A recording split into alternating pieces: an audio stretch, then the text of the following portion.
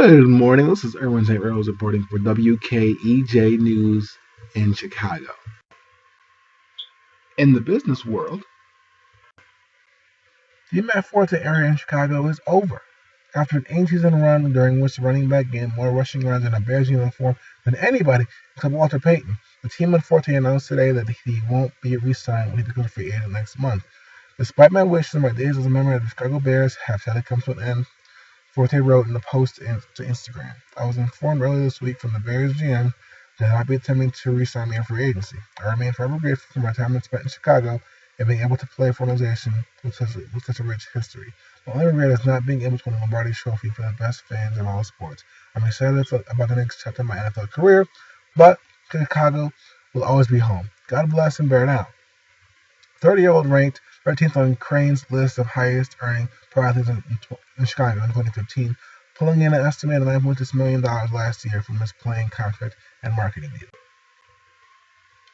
In local news, written by hand, the autopsies on the 7 bullet-riddled bodies vividly described why the Valentines Day Massacre in 1929 is still considered Chicago's most infamous gangland killing. The reports were recently unearthed with inquest transcripts from a warehouse after 8 decades, and Cook County Medical Examiner's Office is now considering how best to preserve and display them. Executive Officer James Sledge, a local history fan and Chicago native, said he felt a chill down his back when he first read the documents outlining the attack at a Lincoln Park garage that left 7 men dead and more than 160 machine gun casings littering the scene. The attack, carried out by men dressed as city police officers, is widely believed to have been ordered by famed Prohibition-era gangster Al Capone.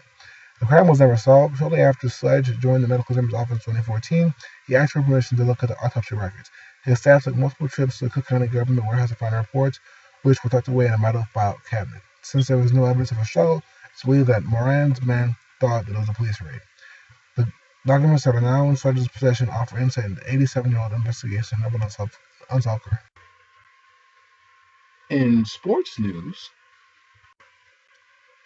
Jimmy Butler may be setting out this weekend's NBA All-Star game with a bum knee, but his Chicago Bulls star will still get plenty of face time on TV. That's thanks to a soft drink brand Mountain Dew featuring 26-year-old in its first ever national TV ad, which will debut on TNT's coverage of the All-Star festivities. Butler appears in the spot with fellow NBA players Russell Westbrook and Julius Randle, all of whom currently have endorsement deals with the drink as well. In national news, President Obama has designated 3 desert areas in California as national monuments.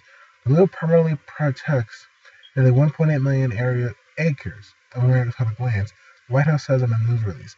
All these areas lie east of Los Angeles. 2 of the new monuments, Castle Mountains and Mojave Trails, are near California's border with Nevada. And crucially, the new monuments will link already protected lands, including Joshua Tree National Park, Mojave National Preserve, and 15 congressionally designated wilderness areas, permanently protecting key wildlife corridors and providing plants and animals with the space and elevation range that they will need in order to adapt to the impacts of climate change, the release says. The White House says Obama has now protected more than 265 million acres of land and water. That's more than any other U.S. administration. In world news, France's foreign ministry has urged Turkey to end its assault on Kurdish fighters in northern Syria.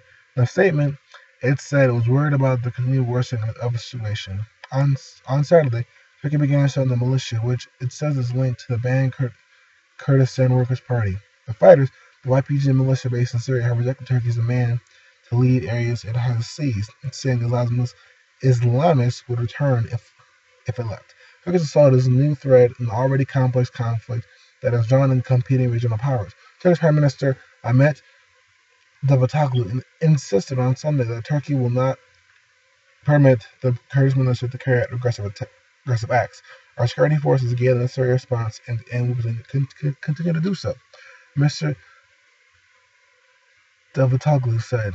Syria has also condemned the Turkish action as a violation of its sovereignty and asked the UN Security Council to intervene.